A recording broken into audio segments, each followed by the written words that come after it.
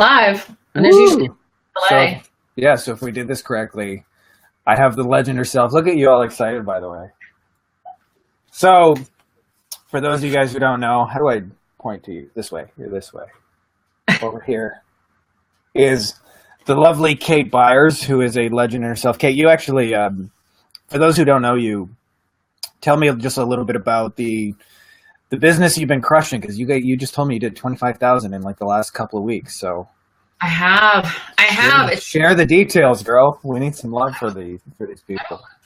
I would love to. So I'm a former corporate muckety muck. So my background's always been in corporate executive marketing.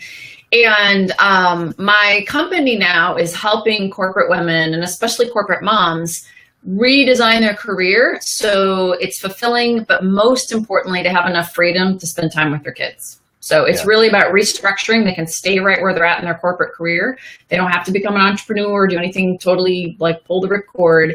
But I help them figure out why they're stuck on that corporate ladder and stressed out and they're not spending time with their kids and taking care of themselves. Yeah, you actually, for those who don't know you did it yourself. Like you were trapped in the 80-hour-a-week rat race. Hey, I'm getting a salary, but it's kind of an unwritten rule that it's expected to work long nights and weekends and all that. How did you kind of escape that yourself? Yeah, I had an amazing career. I worked 80-hour weeks for probably 12 years straight, and I had perks. I was staying in penthouse suites, traveled all over the world, first class flights. Was flying internationally, had a driver, had a gardener, had a housekeeper. I mean, all the stuff. I had all the stuff. Right.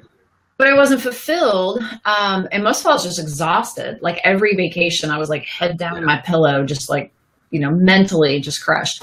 Yeah. So I actually had sort of a couple of things that happened in my life. And instead of going to like the next level in my career, I just said, I'm done. Like I need to figure something else out because I'm not happy. So my company went through a major takeover. And at that point, things changed a lot and I didn't really care for my job as much. And I thought, I'm just going to go backpack up and down South America. But instead I moved to the British Virgin Islands. So I just packed up my stuff. Yeah, you're quite the well-traveled lady. That's pretty amazing. Yeah. So let's talk about the money.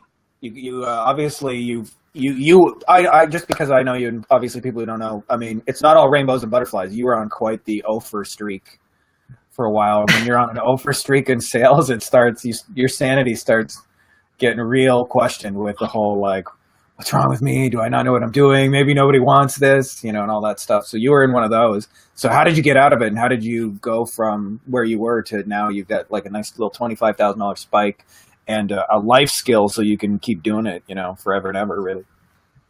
Yeah, well, two things. First of all, I would encourage everyone to just don't sit there in your self-pity party and look inward. You've got to reach out for help, especially when you're having a mindset issue like that, right? You're having a mindset issue and you're in a tailspin, but you're the only one that can do anything about it. So I reached out for help and I called you because I knew that you had done what I wanted to do. And I knew you were, super successful. And I knew there was just something going on there that wasn't happening. So I had probably, I don't know, a lot of calls. Well, I don't know. It's all relative, but a couple of dozen, 20 to 30 calls under my belt. And I was really struggling to get people to sign up for my program. The interest was there, but somehow they always just need to think about it. I need to think about it. I need to talk to my husband. Let me call you back. And so one of the worst phone calls I ever did, I actually, you helped me with that. You sent me your worst of your worst and you told me this is the worst I've ever done. Brace yourself. Yeah. And that's not easy to do. That's kind of humiliating. Like, wow, here's my flat on the face moment. But you were great. So you kind of said, Kate, here's what you're doing that's really great, but you're really missing it in the back end here and you're giving them too much. I was trying so hard to prove, I think, that my program was good and I was also overcomplicating the problem, right? So it was this big overpromise, you're going to get this and this and this and this and this. And they were sort of like, wow, that's intense. Because I felt like I needed to stack all that. And then, you really showed me how to just keep it simple. Like, I was trying to lead them in my questions to get them to realize what the problem is. And he's like, Kate, they've already told you, just stick to that one simple thing and just drive that. And I'm like, oh, I've done that. Like, I think right after I talked to you, I closed 2 calls. It was like, boom. like right there, like they were like crying, and she's like, "Oh my God, I love you. Here's my credit card." And I was like, Yeah. so that, I mean, that was, you know, inside you're like sure, but you know, on the outside you're like, yeah, no problem, but on the inside you're like, you know, oh my one of gosh. those. Oh, I hung Doing up my your phone. goofy happy I dance. hung up on that call, and I like put my head on the desk and cried like a baby. I mean, it was like, oh my gosh. Because there was that breakthrough moment, you know, you're like, oh, this is what it's supposed to feel like. I think that's awesome. Yeah. Yep. Yeah. Justin's So that was trolling really, me about my headphones, by the way. you what? Justin, an awesome lawyer in Myrtle Beach, is trolling me about my headphones as we're doing. Oh yeah, you're high tech. You're very high tech. Yeah. Yeah, actually, this is the best purchase I ever made. This is my little $40 Chinese Amazon special knockoff iPod, and it's how I do all my audiobooks and listen to all my mindset stuff. So it's like now I walk my dog and I learn new stuff. So it's been really cool. That's great. Perfect. Yeah. So I so got really a little sidetracked here.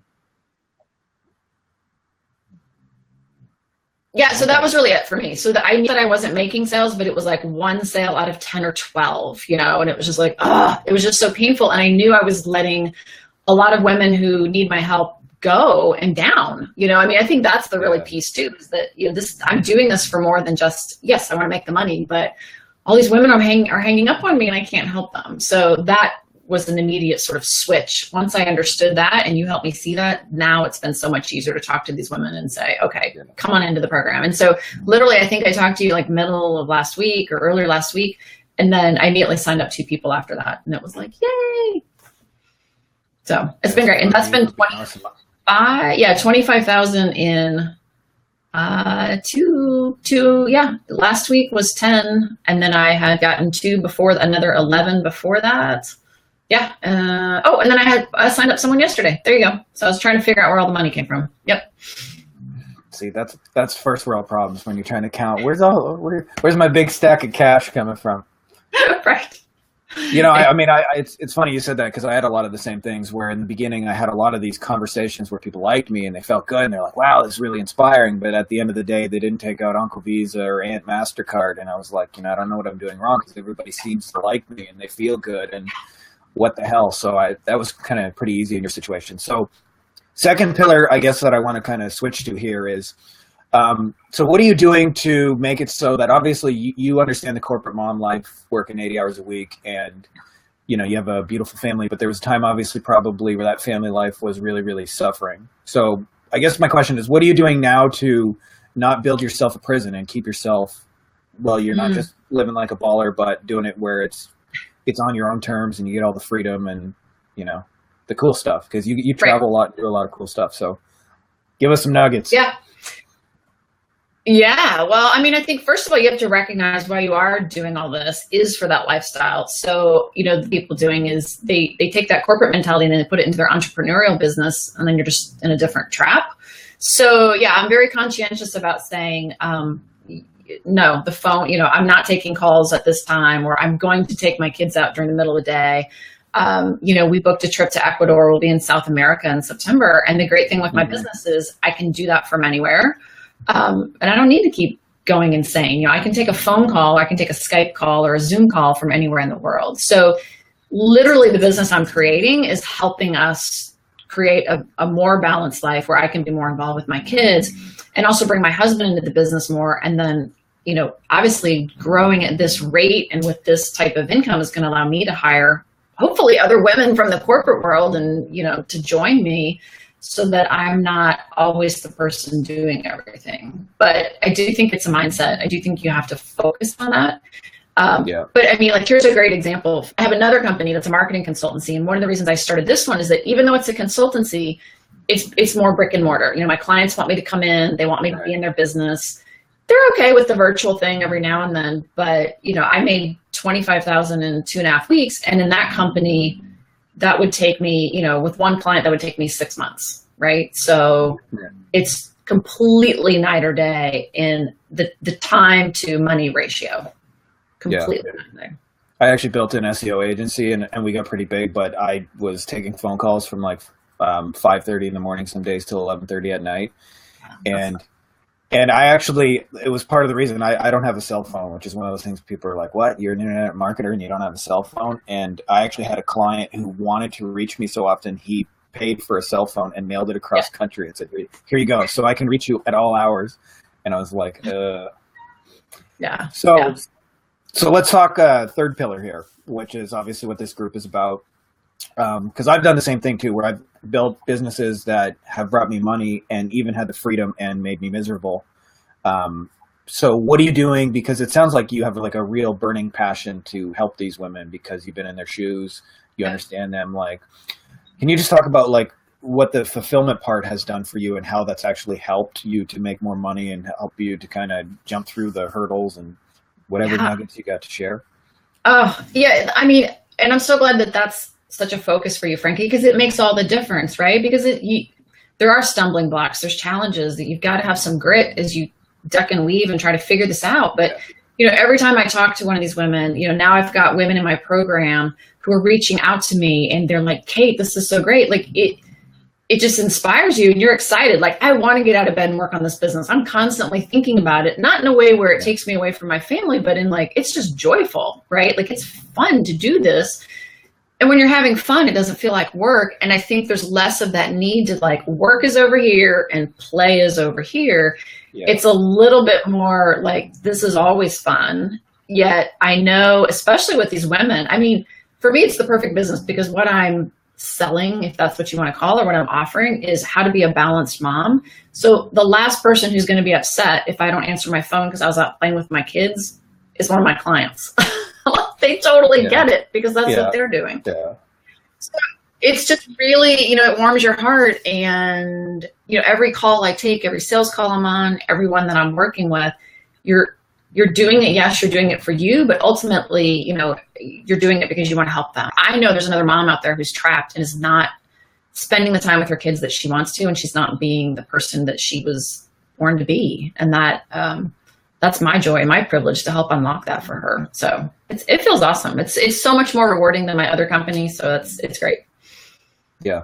And I found that that's one of those things that it doesn't necessarily look like on the surface, because usually when you're trying to first start a business, it's just been my experience. The only thing you can think about is I need to get paid. I need to make some money. And then when you do, ultimately, if you don't really have the other kind of two pillars in mind, what I found is that you can ultimately build yourself a prison that is worse for you than when you were broke. Yep. Or you can have money coming in and freedom and you're completely miserable about it. And you go, this is what I was working for this whole time. Yeah. You want to put a bullet in your head. And, actually, it's funny, Kate, but I shouldn't tell you this, but I created 2 tests. What I was looking for, because I realized a lot of the fulfillment part comes from working with the right types of people, that they inspire you just as much as they're inspired by you. Yep. And so I created these 2 tests, and the first test I call my "What Up, Motherfucker" test, which is basically I just wanted to be able to be myself around them. And so like a lot of people, like for example, like I found I had clients who didn't like swearing, and I'm like, well, that's real bad because I swear a lot. I swear like a trucker. So yeah. Right. So one of the things I did is if I can't call you on the phone and say, "What up, motherfucker?" then we probably weren't going to be a good fit. And then the second one, I call it my dinner test, which is, Trish, my girlfriend who's sitting over here, can attest to, is I eat like a savage, like a real savage. And so when I'm in my eating food moment, I like to enjoy my food. So there's not a lot of people I would be happy to interrupt me in the middle of dinner. But there's 1% of people where if they interrupted me in dinner, I'd be like, "Whoa, dude, what are you doing here? What up, girl?" So I created the dinner test where I'm like, if this person interrupted me in the middle of dinner, would I want to stab them for interrupting my happy time, or would I be real happy to see them because they're cool and they get to bypass everybody else's rules? And so that's how I actually look at clients now. I'm like, could I say, "What up, motherfucker?" and would be happy to interrupt dinner. So how do you kind of look at your clients now? Like who kind of inspires you, and why do you kind of take that fulfillment, so deeply? Like, yeah, no, I love those tests. It's, I think what's really interesting for me, and one of the things I like about the approach for this business model is that I do get to talk to all these women on the phone first before I decide if that's a fit, right, for my business. And I'm doing the same thing. What's that rapport like? Is this someone who's opening up to me because I'm going to get in deep and I'm going to talk pretty boldly, and I'm going to ask you some questions that might be kind of embarrassing or might be, difficult for you, because the reason these women are getting stuck have to do with what's going on inside, right? Yeah. So if I have someone who's really closed off, or someone who's more like, 'cause sometimes with the corporate mentality, you find people who are just like, well, let me just hire you and you can go fix this for me, little girl. And I'm like, yeah, no, no. That's not going to work. Yeah. So I'm doing the same thing, right? I'm looking at their tone. Are they easy? Are we getting along on the phone? Are they, same thing. Like, are they going to have a problem if I drop, the shit word or something like that? That's important to me too. Yeah, that's totally important to me too. And so when you're inviting people in and you're having these calls, you can kind of screen. And I think compared to being in the corporate world, or compared to some of the other companies where you feel like you have to chase money, and so then you have to do business with everybody because you're just trying to build your business, that stinks. I think we've all had bad clients, or not bad clients, clients that are just a bad fit, and you're just miserable. I mean, you're just like, oh God, I didn't want to answer their emails. Like, they're the last person you want to talk to. And that just eats you up. I mean, that's a horrible feeling. Yeah. Some of them, I like your test. You can actually hear the condescending tone. You can see how they write it from there up here, and you're just this lowly, fix my problem kind of person. So it's nice that you get to kind of reverse the role and be like, I'm choosing you. I can say that. I don't know about you, but I'd love to hear your feedback on how awesome it is when somebody calls and they're an asshole, but they decide they want to give you money, and you're like, no, you don't have to do it. Yeah. No, that's so funny you said that. I had a woman yesterday who she was literally crying on the phone call with me Friday. She wanted to do it so bad. It was just, and the funny thing about it is her issue is that she can't make decisions for herself. She has to have someone else make the decision. So you see the box she's already in. She can't even make this decision to join my group because she can't make a decision for herself. So she agreed that was the problem. Anyways, she got off the phone and she came up with this. She sent me an email with this wild fangled strategy, how she wasn't really going to pay for it, but she was going to do all this other stuff for me. And, she was trying to do this and that. And I just was like, no. Yeah. It was real simple. I was like, no, that's not what we're going to do. And I feel bad for her. I know she's in a difficult situation, but someone who's going to try to tell me how to run my business or how I need to specifically treat them different than everyone else, that's just not going to happen. Nope. Yeah. Well, so I give you a big high five, because that takes a great deal of integrity when somebody is ready to hand you a lot of money and you're willing to walk away from it because you know that, experientially, that you're creating more problems for yourself down the road with somebody who's going to be, a big pain in the ass. And I'm sure we've all had that experience of, you get paid for a client and then you sign yourself up for a million headaches down the road that ultimately make the money very small in comparison after the fact, Yep. So kudos for you for being able to resist that and do that with an integrity. I think we probably got to go right here, because you said you got a 1:30 call and you got to go make some money, and I'm definitely not going to get in the way of that. Thank you. It's awesome. Appreciate you having me. Yeah. So happy to be part of your group. You're the best. Yeah. By the way, I invited all the cool people, so thank you for being one of the cool people. That's my big digital high five. Thanks for inviting me and for everything you've helped me with. You're the best, Frankie. Totally appreciate you. Hey. All right. See ya. Bye, everyone. All right. Take care, everyone.